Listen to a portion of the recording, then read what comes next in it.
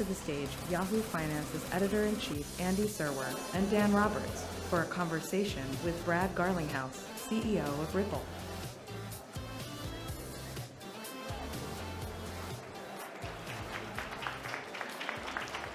You guys are losing energy in the afternoon. I don't like that. I want to hear some, come on, some ups here, okay? Especially Sam Rowe.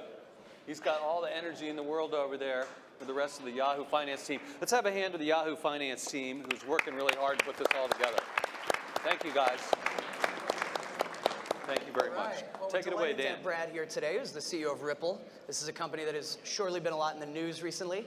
And I have to say, just anecdotally, as we've gone through this day, seen a lot of great speakers, a lot of terrific panels, everyone keeps stopping me and asking, okay, when's Garlinghouse? When's Garlinghouse? So here he is. I hope I don't disappoint. You are not going to disappoint. So a few things about Brad. First of all, some background. First of all, he's from Kansas, which I just love that. Topeka, Kansas. Rock chalk. That's it. Kansas strong right here. And the other thing is, another place he's from Yahoo. Now, I don't know if you all remember that, but I do. In fact, you've been in this building before, right? I have indeed, many years ago. Previous incarnation. Yes. And one thing, I just want to get this out of the way before we get into Ripple, because it's famous at Yahoo, maybe not famous for you all, but like there was a manifesto at Yahoo. We were talking about how we were doing business and this and that. People were doing business the right way and the wrong way. And Brad came out with what became known as the Peanut Butter Manifesto. And it's famous, actually, not only at Yahoo, but in all of Silicon Valley. Do you want to say what the Peanut Butter Manifesto is? It's famous in the echo chamber of Silicon Valley, yes. I think. But on the show. The premise was effectively that, like maybe many companies, Yahoo had increasingly spread itself quite thin. And the metaphor that had been used internally was, we spread around our investment capital like peanut butter. And I thought that was a terrible idea, and we should really decide we needed to understand our true north of what we wanted to be the best in the world at. And it was really an argument that the idea of spreading around resources like peanut butter is a bad strategy. Right, you need to focus. I could go on like that for another 10 minutes, so I'll just stop there. Right, no, we stop there because we do want to ask about Ripple, and there's a lot of questions people have. So why don't you start off, Dan? Yeah, let's get right into that. I think in the simplest sense, for anyone in the room who doesn't know, Ripple handles international payments for banks and financial clients. Is that a fair way to distill it? Yeah, I would say we sell technology and solutions to banks and financial institutions to solve a payments problem around cross-border payments, a liquidity problem around cross-border payments. We've signed up about over 100 banks, 100 financial institutions around the world, and including one Chinese customer today. Yeah, just today, actually, Ripple announced some news. Might as well mention it here on stage. The 4th largest payment network in China, Lian, if I'm saying that close to correctly, has joined Ripple and is going to use it. So when we read this in the news, and we were talking about this earlier with Chain, we had the CEO of Chain up here. When we read headlines that another bank or another big client has signed on with Ripple, what does that really mean in practice? What it means is that someone has signed up to use our technology to enable cross-border payment flows. I think what the confusion that happens in the marketplace is that our core product, kind of our flagship product, is called Xcurrent. And Xcurrent is solving really the messaging and settlement problem that exists in the financial system today. Humorously, frankly, I point out to people that if the three of us decided we needed to get $10,000 or 10,000 pounds to London today, the fastest way for us to do that is to go buy a ticket, EWR or JFK, and fly it there. And that's just a fact. Obviously, that seems crazy in a world of the internet. I can stream video from the space station. So what that Xcurrent is enabling is real-time messaging, real-time settlement between banks. The confusion that I think people are like, well, wait a minute, how's XRP fit? XRP is used in our second product called XRapid. XRapid is solving a liquidity problem. So it's the messaging is, I have an existing pool of capital between the Bank of Andy and the Bank of Dan. You're using, big bank, very successful bank. Bank of Dan is a good one, yeah. Bank of Dan. Andy's bank, a lot of compliance issues. Oh. These two banks are using Xcurrent to settle fiat, a key point here. What happens, though, is you decide you want to settle with the Bank of Brad. The Bank of Brad is in Argentina, and we're using pesos. You don't want to pre-fund pesos in my bank. Now, part of that is because that requires an outlay of capital, and that's dormant capital. Part of that is because you now have a compliance check that you're doing annually and quarterly. There's cost associated with that. And if it's the Argentinian peso, you have an inflation problem. So you put $100,000 US dollars worth of, or probably $100 million worth of US dollars there that is now going to be worth less over time. What XRapid allows you to do is to have real-time liquidity. The Bank of Andy can sell $1, buy XRP. That XRP can then be moved to an Argentinian digital asset exchange. You can sell the XRP and buy an Argentinian peso, and now you have good liquid funds in less than 10 seconds in another market. Now, I want to make sure that we define our terms for everyone in terms of XRP, the token of XRapid, Ripple, the company. I think there's some confusion there. You know, very often when we hear financial institutions talk about blockchain, they talk about using blockchain but without any cryptocurrency. Cryptocurrency, they sort of, I don't want to have to deal with that, but I like blockchain. And so in this example you've just brought up, in fact, let's say the Bank of Andy says, okay, I like the idea of the international payment going faster, less friction, but I don't really know about XRP, I don't want to use that. Can that be, I mean, that's a back-end settlement token, really. That is how we engage customers. Clearly there's a lot of misunderstanding about digital assets, and I think some of it's been clarified in the panels today. What is interesting, and a quick anecdote, even before Andy and I had met, I was a CEO of a voice over IP company. I was a telco guy way, way, way back when, pre-Yahoo, and actually I came into Yahoo. Yahoo bought a company called Dialpad. I sat down with the CEO, at the time he was a very senior guy at SBC Communications. His name's Randall Stevenson. I've heard of him. He's now the CEO of AT&T. Mm-hmm. Randall Stevens said to me in 2000, AT&T, was the time SBC, will never use IP for voice traffic. Now his point was, look, we have a robust analog switch network that works for voice brilliantly. We'll invest in data, we'll invest in IP data, and we'll have a separate network for that, and that's how it evolved. Well, today, there is no voice network at AT&T, it's all IP. I think the exact same thing is going to happen in the banking world. I talk to senior banks, people who are close to the company Ripple, they're invested in us, and they're like, hey, look, we love what you're doing around XCurrent. Not sure yet about XRapid. That's fine. It's Randall Stevenson. Like, I'm having an echo chamber. The XRapid product gives you a faster product at a lower price. Do we really not think that people are going to say, huh, that's kind of interesting? So over time, I view this absolutely as a crawl, walk, run.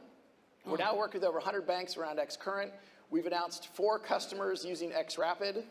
Those are MoneyGram, Mercury FX, IDT, and Qualix, all payment providers. And they're using our first testing transactions, but live transactions, moving many transactions going into Mexico. And I think it's just the beginning. So I don't know what it is about Ripple, but there's something about it that makes people excited or freaked out or both or a little of everything. I mean, and in 2017, the price of XRP was up, what, 32,000%. And, there are reports that said that made you and other executives there billionaires, Brad. And is that right? Is that normal? Did that blow your mind? I mean, is it true? What's the bottom line there? Maybe we have a chart. We have a chart of that. We have a price chart of XRP that we can pull up. We can pull it up. I'll tell you the exact same thing I tell people inside the company. Woo! Look at that. When I say inside the company is the exact same thing I would say outside the company. The price of XRP over 3 hours, over 3 days, over 3 weeks, or even 3 months, that is not success. That's not how I measure success. I think about success over the next 3 to 5 years. The problem we talk about, these pre-funded accounts, the liquidity that the Bank of Andy wants to park at other banks, there's over $20 trillion parked in pre-funded accounts around the world. This is dormant capital. We're solving a problem measured in the trillions of dollars, and if we can activate that asset, if we can make global commerce more efficient, there's an opportunity to drive a lot of velocity, a lot of demand, and a lot of volume across XRP.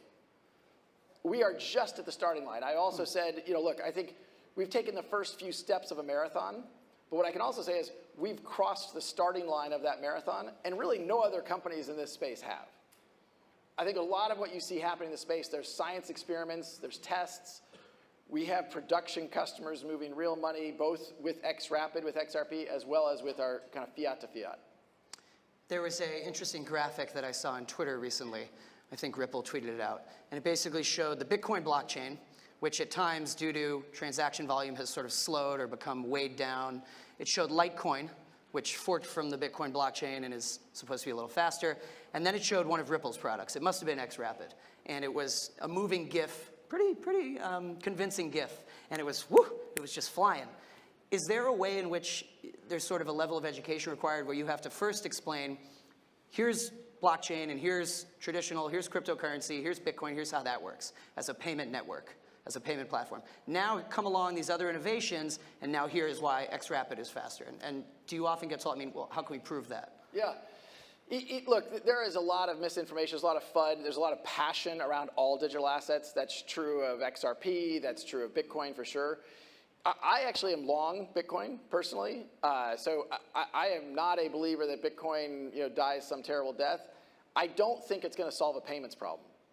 XRP is 1,000 times faster and 1,000 times cheaper than a Bitcoin transaction.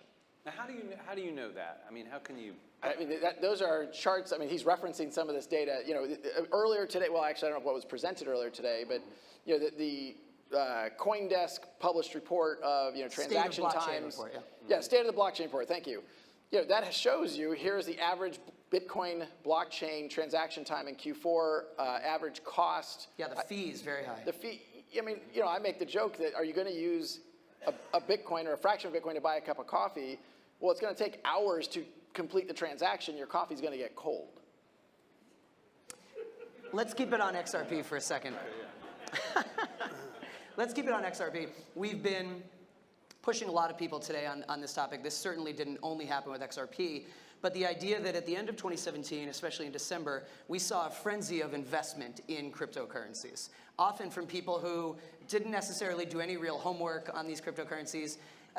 Often on our live shows, I spend time talking about the different tech behind each coin, and my colleague Miles Edlund, I think very correctly, often says, well, these people don't care. They don't care about the tech that's behind them. They just want to buy the coins and watch them go up. And especially with XRP, Ripple, as we showed that chart, it just spiked so high. Is it concerning to you, alarming, or unsurprising to know that obviously at the end of the year, so many people were going to websites where they could buy up Ripple. They don't know anything about Ripple. Well, buy up XRP. I mean, an important distinction that we try to make repeatedly is you can't really, you can buy shares in Ripple, the company, on the secondary market, but what people are buying is XRP. Right. Look, the way I think about this, we are in the earliest innings. The markets are in an adolescent stage. There is a tremendous amount of volatility. I think it's going to continue. I don't think it's going to stop anytime soon. But I also think even events like this, the events in Washington, D.C. yesterday, the industry needs to go through a maturation process. Part of that maturation process is not pretending that we're going to live outside of the regulated financial markets. One of the things that has made, to Andy's point earlier, that has made Ripple a little bit contrarian and controversial is early on we were contrarian in that we said, look, we don't think governments are going away. The Bitcoin community, some in the Bitcoin community come from a very anarchistic, libertarian view of like down with government, down with banks, and even down with fiat currency. Look, the US dollar, I mean, we can talk about other currencies around the world, but the US dollar works pretty well. I don't think the US dollar is going away in my lifetime. I don't think the US government's going away in my lifetime. The revolution that is enabled by blockchain technologies is not going to happen from outside the system. It's going to happen from within the system. And the thing that I think actually is a disservice to the revolution is to pretend that we can live outside of a regulatory framework. Ripple has from the earliest days invested in engaging regulators. And when we go to Washington, D.C., we go to other regulatory bodies around the world and explain, we aren't circumventing a KYC check, a know your customer check. We aren't circumventing an AML, anti-money laundering check. We aren't circumventing BSA. Oh, there's lots of three-letter acronyms. I'll stop there. But look, the Bank of England is a paid customer of Ripple's. There's another central bank we haven't announced that we're working with very actively. We will continue to work with central banks. We'll continue to work with regulators and educating them about how we can accelerate the financial ecosystem, which is good on many, many, many levels, and not in some way circumvent and enable anonymous transactions that obviously the government has concerns about. But can you reach a point with fiat currency where you're in a stable relationship and not actually eroding and undermining it? Well, I don't think XRP is eroding and undermining. I mean, how is it complementary in a sort of in a stable way? And not a threat, right? Well, I mean, the solution I described earlier with XRP, US dollar domestically is a great solution. Yeah. You're selling that US dollar, you're buying XRP, you're moving your XRP over to another digital asset exchange, you're selling the XRP, you're buying an Argentinian peso, just to use that example. I mean, I'm even careful, and I would even encourage journalists of the world to be careful, that I don't call this cryptocurrency. It's not currency. I can't go to Starbucks or Amazon and use, and then, somebody inevitably like, well, I have one example where I bought something with a Bitcoin, and then I usually say, well, did you do a second transaction?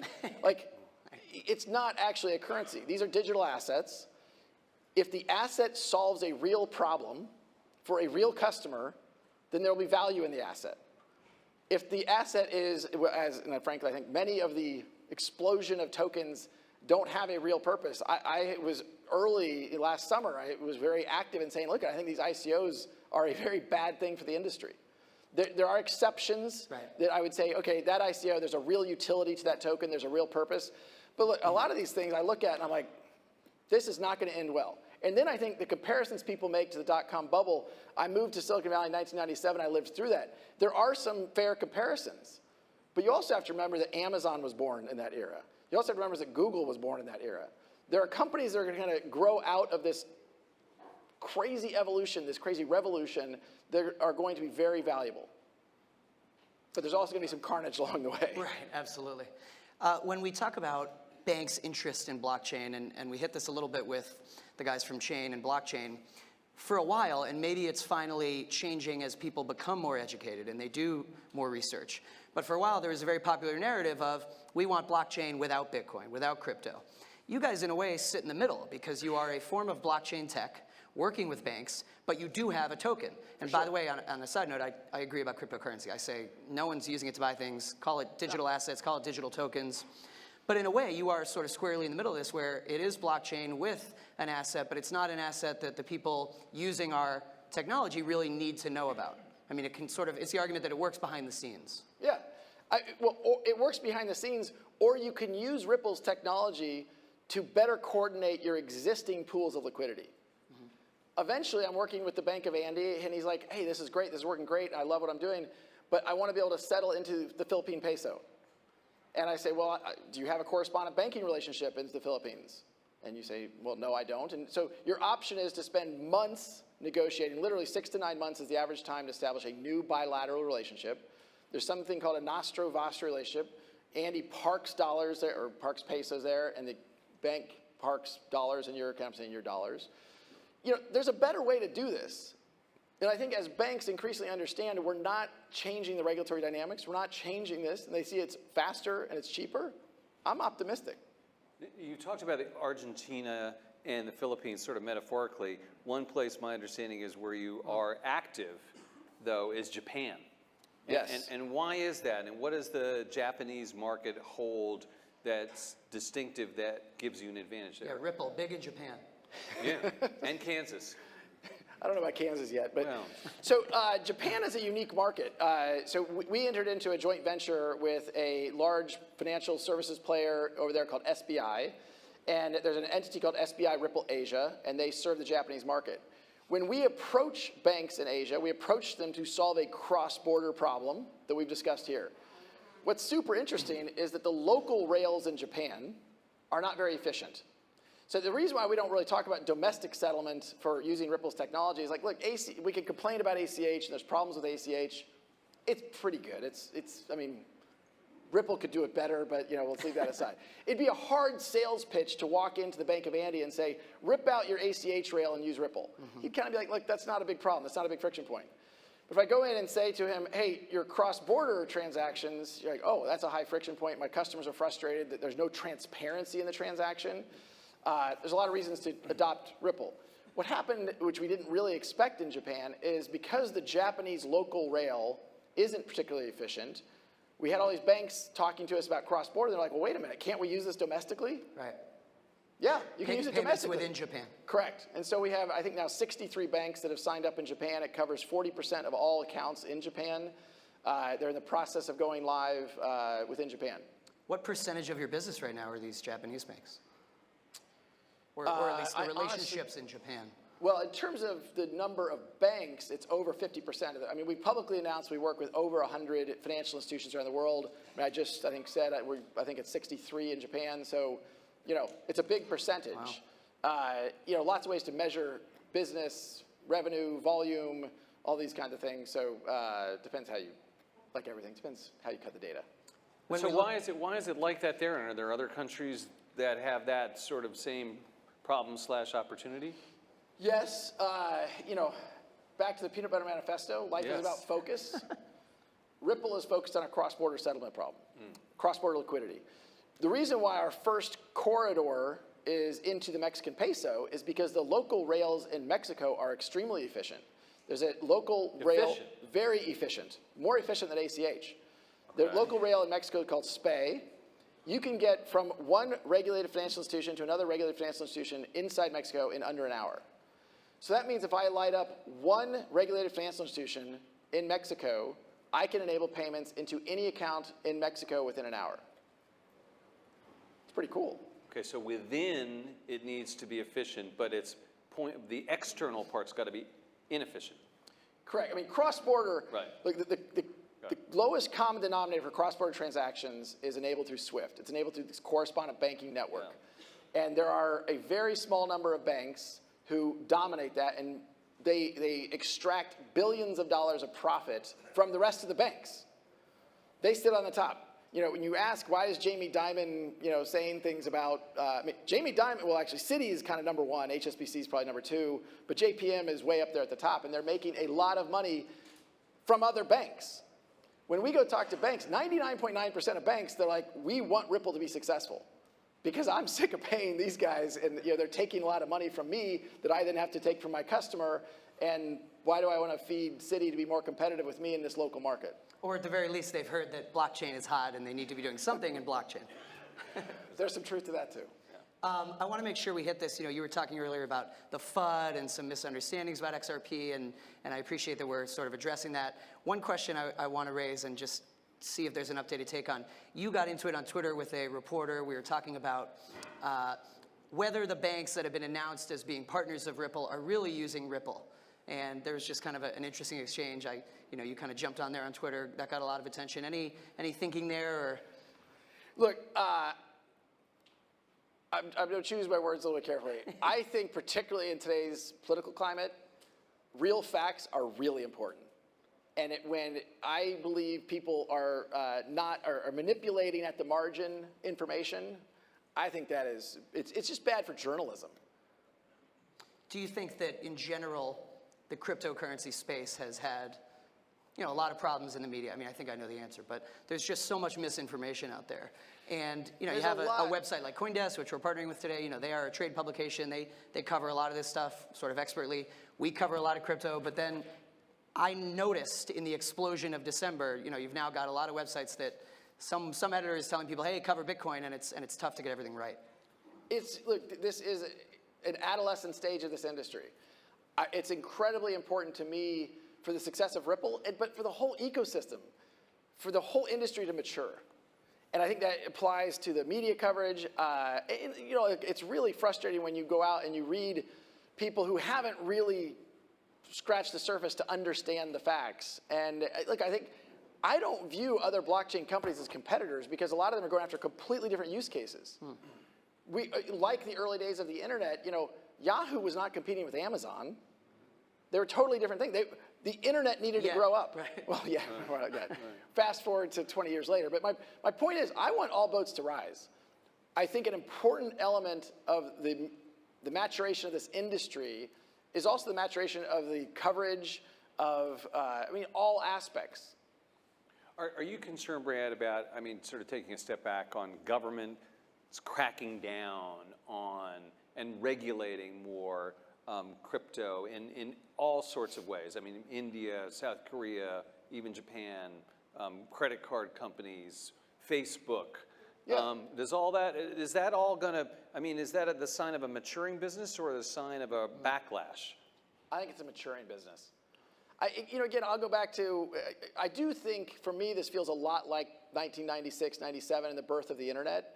And because I was a young whippersnapper doing stuff in Silicon Valley at the time, the earliest days of the internet, governments were like, whoa, wait a minute, what does this mean? And there was lots of kind of whipsawing back and forth about what regulators are doing.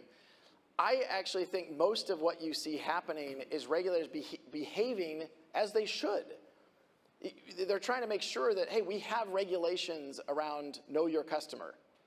There are reasons for that. And so if exchanges are trying to circumvent KYC requirements, they should come and enforce that. My only concern I would have, and back to the maturation, is that people understand the differences. I mean, one of the things that I think has been interesting in this recent downturn, the kind of sell-off that's happened, is for the most part, the whole category has moved at about the same decrease. Like the whole category went down 30% over a few days. That's interesting, right? Like there are some tokens whose express purpose is to enable anonymous transactions. And so the regulators are saying, whoa, whoa, whoa, we're not okay with that. By the way, I think they should say that. But why does the whole market react that way? That to me is not a rational market. There are tokens being used in regulated sections. I mean, I'm thinking of XRP in this case, but where I think I'm going to take the long view. I think there's going to be a lot of volatility. I think what we're building has, it's solving a real problem. And I think all of the tokens, my advice to anybody would be, understand the utility. If there's real utility and there's real value being delivered to a real customer, there will be value in the token. Otherwise, I think, be careful. When we talk about the market sort of rising and falling together, and I do agree, usually it's either all coins are up or all are down, but I think in the last month or so we've seen at least a little bit of a differentiation some days. Some days Ethereum is up, but Bitcoin is down, and maybe that's encouraging and people are doing more homework. But let's do a hypothetical. We asked you about XRP at the beginning. You said, I don't define Ripple's success based on the price of XRP. Let's say that. In the short term. Okay. I said that in the short term. Look, to be very clear, Ripple owns 61.x% of all XRP. That's what I was going to ask you about. I want a very successful XRP ecosystem. The way I measure the success of that ecosystem is around volume, velocity. The success of any asset is going to be dictated by its usage, by its demand.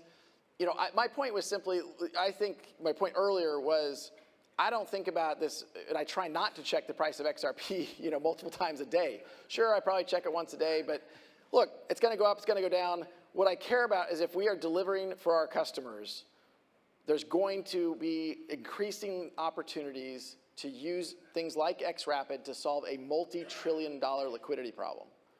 That's an exciting thing to go out and solve. And frankly, for the employees at Ripple, I think there's a mission-driven, we want to put our dent in the universe and really enable an internet of value, to truly let value move the way information moves today. And that is possible, and it has a lot of effects that I think are hard to predict. In the same way, the internet of information in 1997, could we have predicted I could walk outside and get a car on demand or anything on demand, whatever it is? Do you think that XRP right now is behaving based on Ripple, the business? Like, hypothetically, it should rise or fall based on as Ripple signs more banking partners. Well, but of course there's a market completely there's a lot separate of everything. There's a lot of speculation. I think that, as we've talked already, there's a lot of correct information. There's a lot of misinformation. I just, I try not to think about the price of XRP. I certainly don't comment on the price of XRP. I will again point out, Ripple, the company, as an owner of 61% of the tokens today, is the most interested party in the success of the XRP ecosystem. And we will do things to invest in the success of the XRP ecosystem because that's in our best interest. I wanted to get a question from the audience from Twitter from Alexandra Daly. Brad, do you see Ripple in working with financial institutions in the same line of work as Chain? I guess they mean the company Chain. Or any other company, building private blockchains for banking and financial institutions.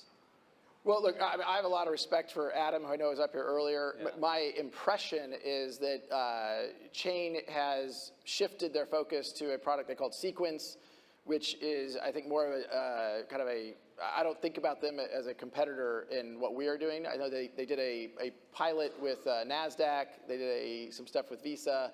My impression is that they are working on kind of a new segment of that customer set. So, in the cross-border payment space, I think Ripple is far ahead of what anybody else is doing, and I feel good about the kind of traction, and momentum, and the pipeline of customers that we have going. So, are you a blockchain company? Are you a crypto company? Both, neither.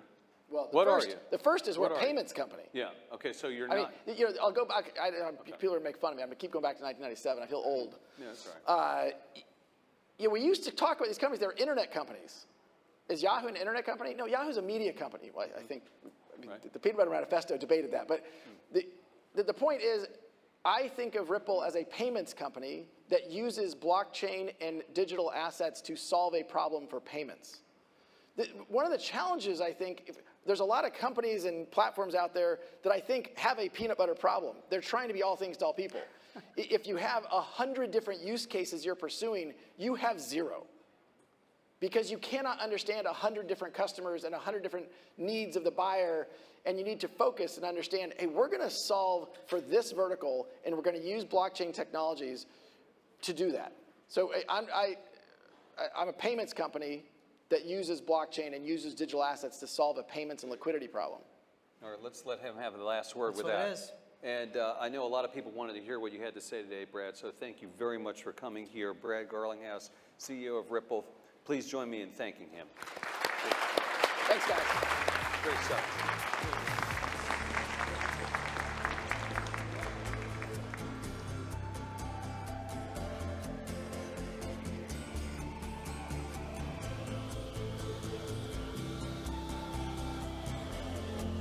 Please welcome Yahoo Finance's Jen Rogers for a conversation